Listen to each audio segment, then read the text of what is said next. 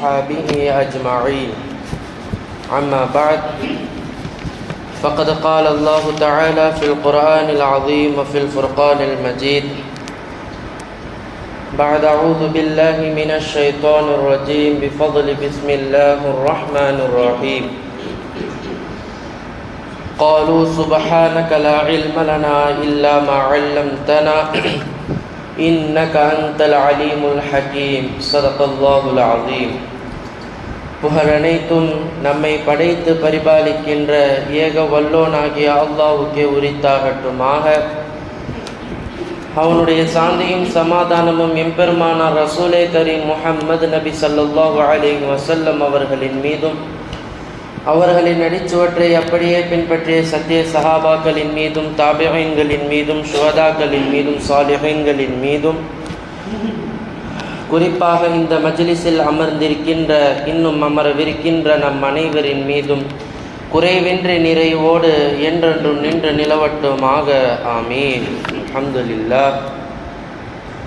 அல்லாஹ்வினுடைய மிக பெரும் பேரருளால் ரப்புல் ஆலமீன் நம்மை படைத்து நமக்கு சிந்திக்கக்கூடிய ஒரு அறிவையும் வழங்கியுள்ளான். மனிதர்கள் வாழ்க்கையில் எதை தேடுகிறார்களோ இல்லையோ, காசு பணமாக இருக்கட்டும், சொத்துகளாக இருக்கட்டும், உலக தேவைகளாக இருக்கட்டும், மனிதர்கள் தேட வேண்டிய மிக முக்கிய ஒரு விஷயம் கல்வி. ரப்புல் ஆலமீன் முதலாக ஒரு மனிதனை படைத்து அல்லாஹ் தனது திருமறையிலே சொல்லுகிறான், வஅல்லம ஆதமல் அஸ்மாஅ குல்லஹா. ஆதமிற்கு அனைத்து விஷயங்களையும் நாம் கற்றுக் கொடுத்தோம், அனைத்து விஷயங்களையும் நாம் கற்றுக் கொடுத்தோம். இந்த வார்த்தையினுடைய அடிப்படையில் பார்த்தேன்னு சொன்னால், உலகத்தினுடைய முதல் ஆசிரியர் ரப்புல் ஆலமீன் தான் உலகத்தினுடைய முதல் ஆசிரியர். ஒரு மனிதனை படைத்து அல்லாஹு தாலா அல்லாஹ் கற்றுக் கொடுக்குறான். மலக்குமார்களை கூப்பிட்டு போய் ஆதம் அலைஹிஸ்ஸலாத்திட்ட காட்டுறான். இவர்கள் தான் மலக்குமார்கள், சொல்லுங்க, இவருக்கு சலாம் சொல்லுங்க அப்படின்னு சொல்கிறாங்க. அப்போ ஆதம் அலைஹிஸ்ஸலாத்து வஸ்ஸலாம் அவர்கள் மலக்குமார்களை பார்த்து அஸ்ஸலாமு அலைக்கும் வரஹ்மத்துல்லாஹி வபரகாத்துஹு சலாம் சொல்கிறாங்க. அப்போ மலக்குமார்கள் பதிலுக்கு அவங்கள பார்த்து அலைக்கும் சலாம் வரஹ்மத்துல்லாஹி வபரகாத்துஹு. இன்னைக்கு நம்ம சலாம் சொல்கிறோம் பார்த்தீங்களா, இதனுடைய சுன்னா எங்கேருந்து தொடங்குது? அல்லாஹு தஆலா முதல் மனிதனாகிய ஆதம் அலைஹிஸ்ஸலாத்து வஸ்ஸலாம் அவர்களுக்கு இதை கற்றுக் கொடுத்தான். அந்த கல்வி ஞானம் இன்று அளவிலும் இனி கியாமத்து நாள் வரையிலும் இந்த ஒரு கல்வி அல்லாஹ் கற்றுக் கொடுத்த முதல் கல்வி என்பதாக வரலாற்று ஆசிரியர்கள் நமக்கு கற்றுத்தருகிறார்கள். அப்போ அல்லாஹ் முதல்ல ஒரு மனிதனை படைச்சிட்டு அவனுக்கு தேவையான உலகத்தில் எப்படி போய் உணவு தேடணும்னு அல்லாஹ் சொல்லி கொடுக்கல. முதல்ல கல்வி ஞானத்தை குறித்து அல்லாஹு தஆலா அந்த மனிதனை ஊக்கப்படுத்துகிறான். பெருமானார் ஸல்லல்லாஹு அலைஹி வஸல்லம் அவர்களும் கிடைக்கக்கூடிய சமயத்தில் எல்லா சந்தர்ப்பத்திலும் யார் கல்வியை தேடி வருகிறார்களோ, யார் கல்வியின் மீது பிரியமாக இருப்பார்களோ அவர்களை ஊக்கப்படுத்தக்கூடிய ஒரு மிகப்பெரிய ஒரு குணாதிசயம் பெருமானார் ஸல்லல்லாஹு அலைஹி வஸல்லம் அவர்களிடத்தில் இருந்தது. இப்போ கல்வின்னு எடுத்துட்டோன்னு சொன்னால், பயனுள்ள கல்வி பயனற்ற கல்வின்லாம் கிடையாது. கல்வின்னு எடுத்துட்டாலே அது பயனுள்ள விஷயம்தான். ஆனால் கல்வியில் சிறந்த கல்வி எதுன்ற ஒரு அடிப்படை இருக்குது. அல்லாஹ்வையும் அவருடைய தூதரையும் போதிக்கப்படக்கூடிய கல்விதான் கல்விகளில் சிறந்த கல்வி. இன்னைக்கு நம்முடைய உம்மத்தில் இன்னைக்கு இருக்கக்கூடிய உம்மத்தார்களுக்கு இந்த உலக கல்விக்கு காட்டக்கூடிய அந்த விஷயத்தை கூட அவர்கள் மார்க்க கல்விக்கு காட்டுவது என்பது மிகவும் மிகவும் மிகவும் குறைவாகத்தான் இருக்கிறது என்பதை நாம் எல்லோரும் பார்த்து கொண்டிருக்கிறோம். பெருமானார் ஸல்லல்லாஹு அலைஹி வஸல்லம் அவர்கள் ஒரு அழகான ஒரு சந்தர்ப்பம் ஒன்று உருவாகுது. ஸைத் இப்னு சாபித் ரலியல்லாஹு அன்ஹு அவர்கள், அபூ ஹுரைரா ரலியல்லாஹு அன்ஹு அவர்கள், ஒரு தோழர், சஹாபி தோழர், இந்த 3 பேரும் ஒரு மஜ்லிஸில் உட்கார்ந்துக்கிட்டு மாறி மாறி துவா செய்கிறாங்க. ஒருத்தர் துவா செய்ய மற்ற சஹாபாக்கள் ஆமீன் சொல்கிறாங்க. இப்படியே இந்த துவா நடந்துக்கிட்டே இருக்குது. பெருமானார் ஸல்லல்லாஹு அலைஹி வஸல்லம் அவங்க இந்த சபையை பார்த்து நேராக வரவும் எல்லாம் அப்படியே துவாவை நிப்பாட்டுறாங்க. இப்போ பெருமானார் சொல்கிறாங்க, அழகாத்தான துவா செஞ்சு ஆமின்னு சொல்லிட்டு இருக்கீங்க, நல்ல காரியம் தானே செஞ்சிட்ருக்கீங்க, அதை நீங்கள் தொடர்ந்து செய்யுங்கன்னு சொல்லி நீங்கள் செய்யுங்க, நானும் ஆமீன் சொல்லுகிறேன் என்று பெருமானார் ஸல்லல்லாஹு அலைஹி வஸல்லம் அவர்கள் அந்த சபையில் உட்கார்றாங்க. இப்போ இந்த சமயத்தில் ஸைத் இப்னு சாபித் ரலியல்லாஹு அன்ஹு அவங்க துவா செய்கிறாங்க. அவங்களுடைய தேவைகள் எல்லாத்தையும் சொல்லி துவா செய்கிறாங்க. பெருமானாரும் ஆமீன் சொல்கிறாங்க. அதே மாதிரி இன்னொரு சஹாபி தோழர் இருந்தார் பார்த்தீங்களா, அவரும் துவா செய்கிறாரு. பெருமானார் ஸல்லல்லாஹு அலைஹி வஸல்லம் ஆமீன் சொல்கிறாங்க. கடைசியாக அபூ ஹுரைரா ரலியல்லாஹு அன்ஹு அவர்களுடைய அவங்க துவா செய்யக்கூடிய சமயத்தில் அவங்க கேட்குறாங்க, ரொம்ப ஸ்மார்ட். அபூ ஹுரைரா ரலியல்லாஹு இருக்காங்க பார்த்தீங்களா, அவங்க ரொம்ப ஸ்மார்ட். ஒரே வார்த்தையில் முடிக்கிறாங்க, எனக்கு முன்னாடி செஞ்சுக்கிட்டு இருக்கக்கூடிய அனைத்து செய்த அந்த சஹாபாக்கள் கேட்ட அனைத்து விஷயத்தையும் எனக்கு கொடுப்பாயாகன்னு ஒரு துவால முடிக்கிறாங்க. சொல்லிட்டு ரெண்டாவது துவா கேட்குறாங்க, அல்லாஹும்ம இன்னி அஸ்அலுக இல்மன் லா யுன்சா, அல்லாஹும்ம இன்னி அஸ்அலுக இல்மன் லா யுன்சா அப்படின்னு சொல்லி இந்த துவாவை கேட்குறாங்க. கேட்ட உடனே பெருமானார் ஸல்லல்லாஹு அலைஹி வஸல்லம் ஆமீன் சொல்லிட்டு பெருமானார் சொல்கிறாங்க, இவர் கேட்ட இந்த துவா அல்லாஹ்விடத்தில் கபூல் ஆயிடுச்சு, அந்த சந்தர்ப்பத்திலேயே கபூல் ஆயிடுச்சுன்னு சொல்கிறாங்க. இப்போ முன்னாடி கேட்ட சஹாபாக்கள் சொல்கிறாங்க, ஆஹா எங்களுக்கு இன்னொரு வாய்ப்பு கொடுங்க யா ரசூலல்லாஹ், நாங்கள் துவா கேட்குறோம் ஆமீன் சொல்லுங்கன்னு சொல்லும் போது துவா ஏற்கப்படுவதற்கென்று ஒரு சந்தர்ப்பம் இருக்குது, அதை அபூ ஹுரைரா ரலியல்லாஹு அன்ஹு அவங்க பயன்படுத்திக்கிட்டாங்க அப்படின்னு சொல்லி பெருமானார் ஸல்லல்லாஹு அலைஹி வஸல்லம் அவங்க சொல்கிறாங்க. இந்த துவாவினுடைய பிரதிபலன் தான் இன்னைக்கு நீங்கள் எந்த ஹதீஸு கிரதங்களில் எடுத்து பார்த்தாலும் பெரும்பாலும் அறிவித்த ஹதீஸுகளை அறிவித்த சஹாபி அபூ ஹுரைரா ரலியல்லாஹு அன்ஹு அவர்களுடைய பெயராகத்தான் இருக்கணும். இப்போ இதில் நம்ம சொல்ல வேண்டிய மிகப்பெரிய ஒரு முக்கியமான கருத்து என்ன தெரியுமா, அந்த துவா பெருமானாருடைய ஆமீன் கிடைக்கக்கூடிய அந்த துவா கிடைக்கக்கூடிய அந்த சந்தர்ப்பத்தில் கூட சஹாபாக்கள் எல்லாம் எதை தேடினாங்க, மார்க்க கல்வி, மறக்காத ஒரு கல்வியை எனக்கு நீ கொடுன்னு சொல்லி ஒரு துவா கேட்டாங்க. அல்லாஹ் தஆலா அதை கபூல் செஞ்சா இன்னைக்கு உலகத்தில் இருக்கக்கூடிய அனைத்து உலமாக்களுடைய வாயில கூட அபூ ஹுரைரா ரலியல்லாஹு அன்ஹு வருதுன்னு சொன்னால் இது செல்வமா அல்லது அவர்கள் சம்பாதிச்சு வச்சுட்டு போனது செல்வமா? இதைத்தான் பெருமானார் ஸல்லல்லாஹு அலைஹி வஸல்லம் அவர்கள் சஹாபாக்களுக்கு உணர்த்தி காட்டினார்கள். அதன்படி சஹாபாக்கள் வாழ்ந்தும் காட்டினார்கள். அபூ ஹுரைரா ரலியல்லாஹு அன்ஹு அவர்கள் சாதாரணமாக அவங்க கல்வியை தேடுறதுக்காக வேண்டி பயணிச்சிட்டாங்கன்னு சொன்னால் சாப்பாடெல்லாம் பற்றி யோசிக்கவே மாட்டாங்க. எந்த அளவுக்குன்னு சொன்னால் காக்கா வலிப்பு வந்தது போல் அவங்க படுத்து கிடப்பாங்களாம். அப்போ சஹாபாக்கள் எல்லாம் என்ன செய்வாங்களாம், இவங்க கழுத்தை மிதிப்பாங்களாம். காக்கா வலிப்பு வந்துச்சுன்னா காலால் கழுத்தை பிடிச்சி ஹோல்டு பண்ணுவாங்களாம். அப்போ அவர் சொல்லுவாராம், நான் காக்கா வலிப்புலாலெல்லாம் ஒன்றும் படுத்து கிடக்கலை, எனக்கு பசி, சாப்பிட எனக்கு உணவு இல்லை, அதனால் நான் படுத்து கிடக்கிறேன்னு சொல்லி அபூ ஹுரைரா ரலியல்லாஹு அன்ஹு அவர்கள் நல்லா இருந்த செழிப்பாக இருந்த காலத்தில் இந்த விஷயத்தை எடுத்து சொல்லி இருக்கிறார்கள் என்பது வரலாற்றில் குறிப்பிடத்தக்க விஷயம். அடுத்தபடியாக இப்னு உமர் ரலியல்லாஹு அன்ஹு அவர்கள் செய்த ஒரு அழகான செயல். இன்னைக்கு நம்ம எல்லாரும் என்ன செய்கிறோம், இன்றைக்கி எவ்வளோ சொத்து சுகங்களை சேர்த்து பிள்ளைங்களுக்கு கொடுத்துட்டு போக முடியுமோ ஒன்று. இன்னொன்று, பிள்ளைங்க எப்படா சம்பாதிக்க ஆரம்பிப்பாங்க, இவ்வளோ செலவு பண்ணி நம்ம பிள்ளைகளை படிக்க வச்சுட்டோமே, எப்போ பிள்ளைங்க சம்பாரித்து நமக்கு கொட்டுவாங்க, இந்த ரெண்டு எண்ணம் தான் இன்றைக்கி பெற்றோர்களுக்கு இருக்கும். ஒன்று நம்ம சம்பாரித்து பிள்ளைகளுக்கு கொடுக்கணும், இல்லாட்டி பிள்ளைகளை சம்பாதிக்கிறத உட்கார்ந்து நம்ம தின்னணும். இது ரெண்டு தான் இன்றைக்கி இருக்கக்கூடிய உலகளாவிய எல்லா பெற்றோர்களுக்கும் இருக்கும். பெருமானார் ஸல்லல்லாஹு அலைஹி வஸல்லம் அவர்களுடைய சபை ஒன்று கூடுது. அப்போ பெருமானார் கேள்வி கேட்குறாங்க, ஒரு மரத்தினுடைய இலை கீழே விழுகவே விழுகாது, அது எந்த மரம் என்று ஒரு கேள்வி எடுத்து வைக்கிறாங்க. பெரிய பெரிய சஹாபி எல்லாம் உட்கார்ந்துருக்கிறாங்க. உமர் ரலியல்லாஹு இருக்கிறாங்க, அபூபக்கர் ரலியல்லாஹு இருக்கிறாங்க, பல சஹாபாக்கள் இருக்கிறாங்க. உமர் ரலியல்லாஹுடைய மகனார் இப்னு உமர் ரலியல்லாஹு அவங்களும் அந்த சபையில் இருக்கிறாங்க. இதை சொல்லும் போதே ஒவ்வொரு சஹாபியும் ஒரு மரத்தையும் சொல்கிறாங்க. ஏன்னா பேரிச்சம்பழன்றது அங்கே பிரபல்யமான மரம். இப்போ ஸல்லல்லாஹு அலைஹி வஸல்லம் குறுக்கு கேள்வி கேட்குறாங்களே, ஒருவேளை இது வேறு மரமாக இருக்குமோன்னு சொல்லி தென்னை மரம், பனைமரம், என்னென்ன மரம்லாம் இருக்கோ எல்லாத்தையும் வகைகளை அடுக்குறாங்க. இப்னு உமர் ரலியல்லாஹு அன்ஹு அவங்களுக்கு இது பேரிச்சம்பழம் தான் தெரிஞ்சிருச்சு, ஆனால் சொல்லலை. வீட்டுக்கு வந்த பிறகு உமர் ரலியல்லாஹு அன்ஹு அவரிடத்தில் தன் மகனார் இப்னு உமர் ரலியல்லாஹு சொல்கிறாங்க, தந்தையே, பெருமானார் ஸல்லல்லாஹு அலைஹி வஸல்லம் அவங்க கேள்வி கேட்கும்போது எனக்கு அங்கேயே பேரிச்சம்பழம் மரம் தான் என்பது எனக்கு தெரிஞ்சிருச்சு.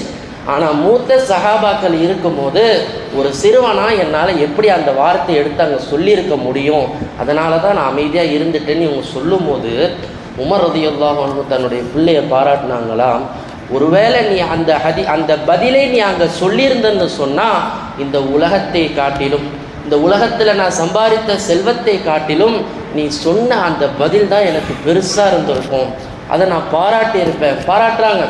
ஏன்னா என்னுடைய குழந்தை கல்வியாளனாக இருக்கிறானே என்ற விஷயத்தை நான் பாராட்டியிருப்பேன் என்று உமர் ரலியல்லாஹு அன்ஹு அவர்கள் தன்னுடைய குழந்தையினுடைய கல்வியை மதித்தார்கள். இன்றைக்கி நம்ம குழந்தையுடைய கல்வியாக மதிக்கிறோம்.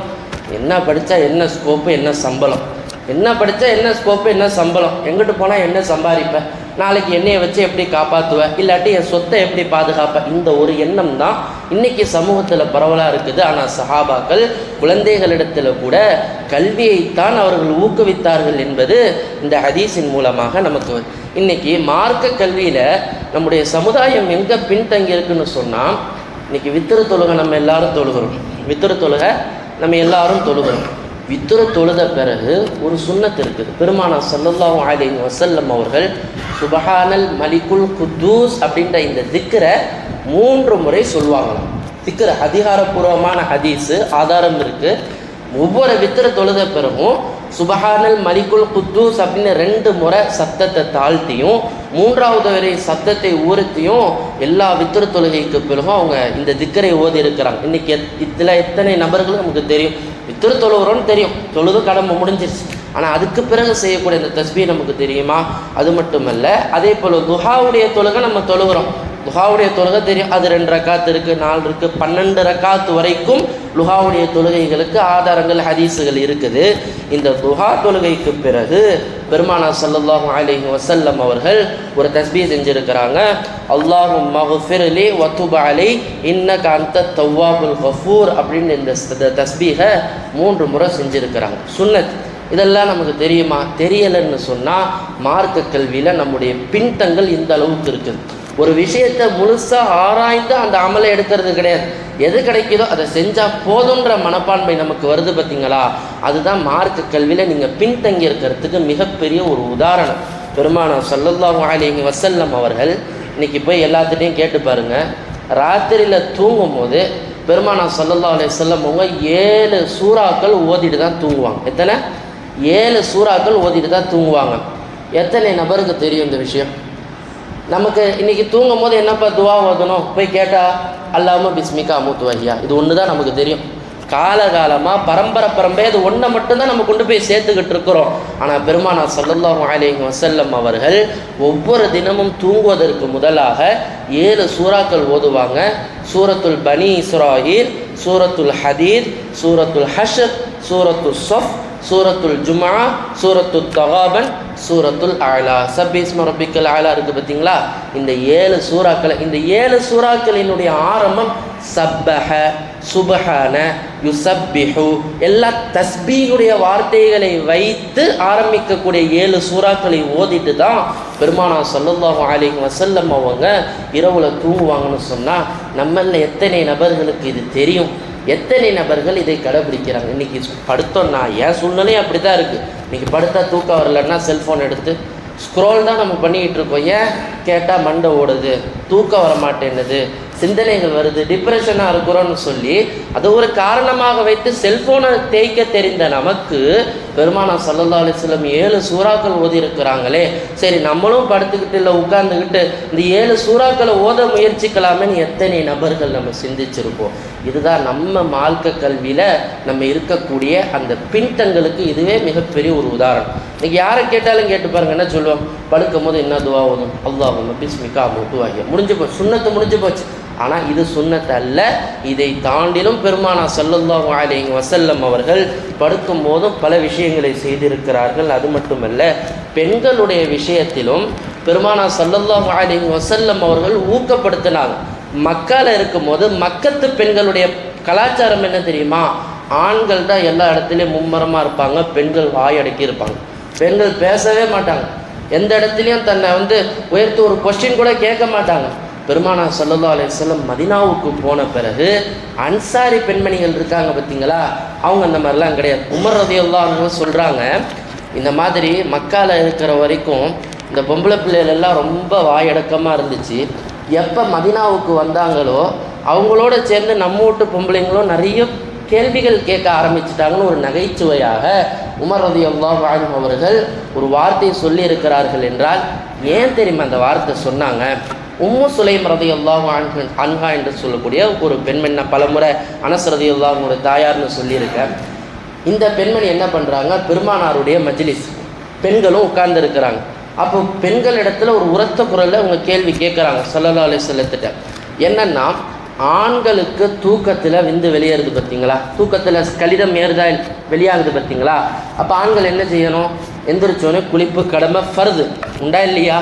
இதே போல் பெண்களுக்கும் ஸ்கலிதம் ஏற்பட்டால் நாங்கள் குளிக்கணுமா அப்படின்னு சொல்லி உம்மு சுலைம் ரலியல்லாஹு அன்ஹா அவர்கள் பெரிய பெரிய ஜாம்பவான்கள் சஹாபாக்கள் ஆண்கள் எல்லோரும் உட்கார்ந்து இருக்கக்கூடிய அந்த சமயத்தில் துணிச்சலாக மார்க்க கல்வியை கேட்குறாங்க. யாரிடத்துல? பெருமானா ஸல்லல்லாஹு அலைஹி வஸல்லத்திட்ட டைரெக்டாக கொஸ்டின் ரைஸ் பண்ணுறாங்க. இப்போ பெருமானா ஸல்லல்லாஹு அலைஹி வஸல்லம் அவங்க சொல்கிறாங்க, நாம் ஆம், பெண்களுக்கும் ஸ்கலிதம் ஏற்பட்டால் அவங்களுக்கும் குளிப்பு கடமை, அவங்க குளிக்கணும்னு சொல்லி பெருமானா ஸல்லல்லாஹு அலைஹி வஸல்லம் சொல்கிறாங்க. அப்போ உம்மு சுலைம் ரலியல்லாஹு கூட இருக்கிற அந்த பெண்மணிகள்லாம், என்னம்மா நீ பாட்டுக்கு பொசுக்குன்னு இந்த வார்த்தையை சொல்லி பெண் குலத்துக்கே அவமானத்தை வாங்கிட்டியே, பெண் குலத்துக்கே அவமானத்தை வாங்கிட்டியேன்னு சொல்கிறாங்க. அப்போ அவங்க சொல்கிறாங்க, அல்லாஹ்வே எல்லா கல்வியையும் வெளிப்படையாகத்தான் சொல்லி கொடுத்துக்கிட்டு இருக்கிறான். பெருமானா ஸல்லல்லாஹு அலைஹி வஸல்லம் அவங்களும் வெளிப்படையாகத்தான் எல்லா கல்வியை போதித்து கொண்டு இருக்கிறார்கள்.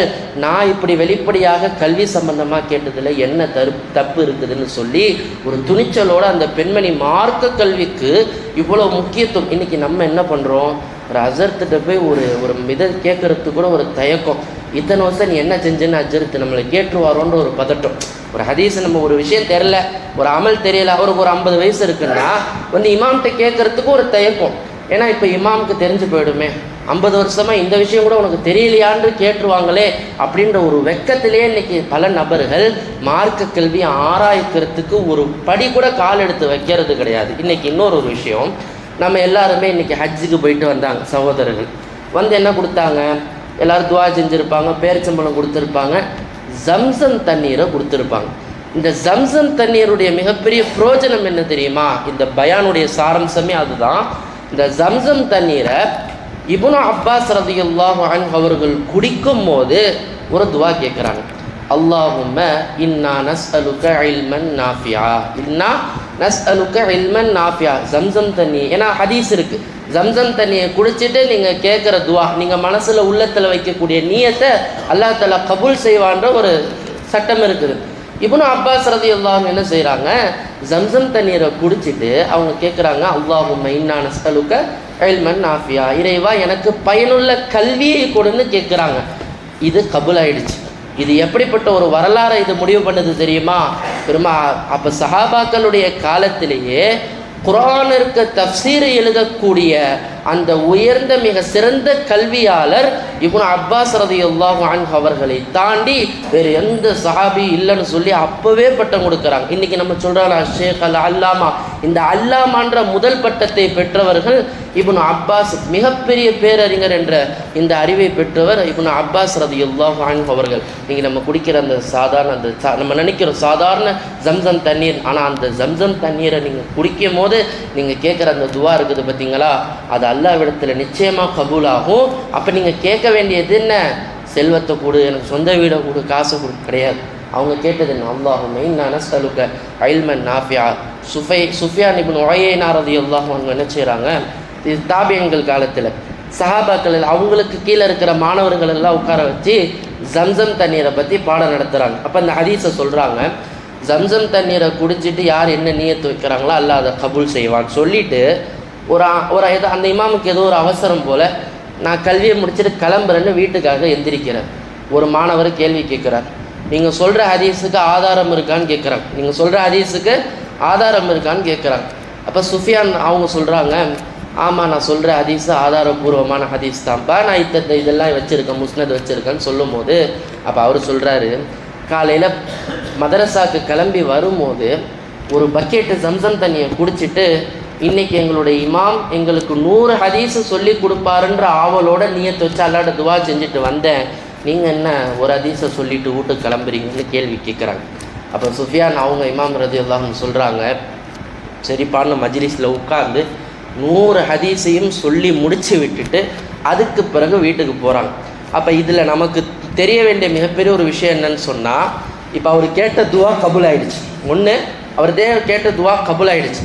ரெண்டாவது, மார்க்க கல்வியை தேடுறதுக்கு சஹாபாக்கள் எவ்வளோ ஊக்கத்தோடு இருந்தாங்க, அதை நம்ம கவனிக்கணும். இப்போ ஜம்சம் தண்ணின்னு சொல்லும் போதே இப்போ என்ன யோசிச்சு, இப்போ நம்மளாக இருந்தால் என்ன யோசிச்சிருப்போம்? இப்போ ஒரு இமாம் சொல்கிறாங்க ஜம்சம் தண்ணீரை குடித்தா எல்லா துவாவும் கபூலாகும், வீட்டுக்கு போய் உடனே யார் யாரெல்லாம் ஹஜ்ஜுக்கு போயிட்டோம் இல்லை மண்ணடியில் எங்கெங்கெல்லாம் ஜம்சம் தண்ணி கிடைக்குதோ அதெல்லாம் வாங்கிட்டு மடமடன்னு குடிச்சிட்டு எல்லா துவா செய்கிறோம் நம்ம யோசிப்போம். ஆனால் அவர் என்ன செஞ்சுருக்காரு, காலையிலே நான் ஜம்சம் தண்ணீரை குடிச்சிட்டு நீங்கள் எனக்கு 100 ஹதீஸு கற்றுக் கொடுப்பீங்கன்னு நினச்சிட்டு வந்தேன், நீங்கள் ஒரு ஹதீஸோடு எந்திரிச்சிட்டு போகிறீங்களே இமாம்னு ஊக்கத்தோடு கேட்குறாங்க. அந்த இமாம் அங்கேயே உட்காந்து 100 ஹதீஸை அவங்களுக்கு சொல்லி கொடுத்துட்டு அந்த மஜ்லிஸ்லேருந்து கலைஞ்சாங்கன்னு இந்த வரலாறு நமக்கு வருதுன்னு சொன்னால், மார்க்க கல்விக்காக சஹாபாக்கள் எவ்வளவு துணிந்திருக்கிறார்கள், அதற்காக போராடி இருக்கிறார்கள் என்பதெல்லாம் இந்த வரலாறு நமக்கு கற்றுத்தருகிறது. வாழ்க்கையில் உங்களுக்கு மிக முக்கியமான சந்தர்ப்ப சூழ்நிலைகள், ஒரு துவா கேட்க, ஒரு கபூலை நீங்கள் மக்காவை பார்க்க போகிறீங்க, காபத்துல்லா முதல் முறையை பார்க்க போகிறீங்க, ஒரு தாயுடைய முகத்தில் ஒரு சந்தோஷத்தை பார்த்துட்டு கேட்குற துவா கபூலம். தாயுடைய முகம் இருக்குது பார்த்தீங்களா, புன்முறுவலோடு பார்க்குறீங்க பார்த்தீங்களா, அவங்கள பார்த்த அந்த சந்தோஷத்தோடு நீங்கள் துவா செஞ்சீங்கன்னா கபூலாகும். நீங்கள் அதே போல் ஒருத்தவங்களுக்கு ஒரு தான தர்மம் செய்கிறீங்க, தான தர்மம் செஞ்சுட்டு நீங்கள் துவா செய்யணும். ஏன்னா பெருமானார் ஸல்லல்லாஹு அலைஹி வஸல்லம் அவர்கள் சொல்லி இருக்கிறார்கள், எந்த நல்ல காரியங்களை செய்துவிட்டு உடனே துவா செய்கிறார்களோ அந்த துவாக்களும் கபூலாக்கப்படும். மார்க்க கல்வி இது கூட ஒரு மார்க்க கல்வி தான். இது இன்றைக்கி எத்தனை நபர்கள் நமக்கு ஒரு 10 ரூபா இது கொடுத்துட்டோன்னா எல்லா கடமையும் முடிஞ்சிருச்சுன்னு நினச்சிட்டு போகிறோம். ஆனால் கொடுத்த பிறகு துவா செய்யணுன்ற ஒரு அதபு நம்மள்கிட்ட இருக்குது. எனவே மார்க்க கல்வி என்பது உலகத்தில் நம்ம சம்பாதிக்கக்கூடிய சொத்துக்களை விட உயர்ந்த மிகப்பெரிய ஒரு மதிப்பு என்பது அல்லாஹ்வினுடைய கல்வியை தேடி நாம் பயணம் செய்வது. இதில் இமாம்களிடத்தில் கேட்பதற்கு கூச்சப்படாதீங்க. சந்தேகம் இருக்கா, மார்க்க விஷயத்தில் ஏதாவது குழப்பங்கள் இருக்கா, தாராளமாக இமாம்களை அணுகி உங்களுடைய கேள்விகளை முன்வையுங்கள். நிச்சயமாக எல்லா இமாம்களும் அதற்கான பதிலை கொடுப்பார்கள். மார்க்க கல்விக்காக வேண்டி உங்களையும் உங்களுடைய குடும்பத்தார்களுக்கும் உங்களுடைய பிள்ளைகளுக்கும் ஊக்கப்படுத்துவதற்கு என்னென்ன விஷயங்களோ அதை நீங்கள் செய்யுங்கள். ரப்புல் ஆலமீன் இந்த கல்வி ஞானத்தை உங்களுக்கும் எனக்கும் நம்முடைய குடும்பத்தார்களுக்கும் சந்ததியர்களுக்கும் வழங்கியருள் புரிவானாக. அல்லாஹ் இந்த பயனுள்ள கல்வியை உங்களுக்கும் எனக்கும் வழங்கியருள் புரிவானாக. வஆகிரு தஅவானா அல்ஹம்துலில்லாஹி ரப்பில் ஆலமீன். அஸ்ஸலாமு அலைக்கும் வரஹ்மத்துல்லாஹி வபரகாத்துஹு. சுன்னத்துல் வாதவங்க தொழுது கொள்ளுங்கள்.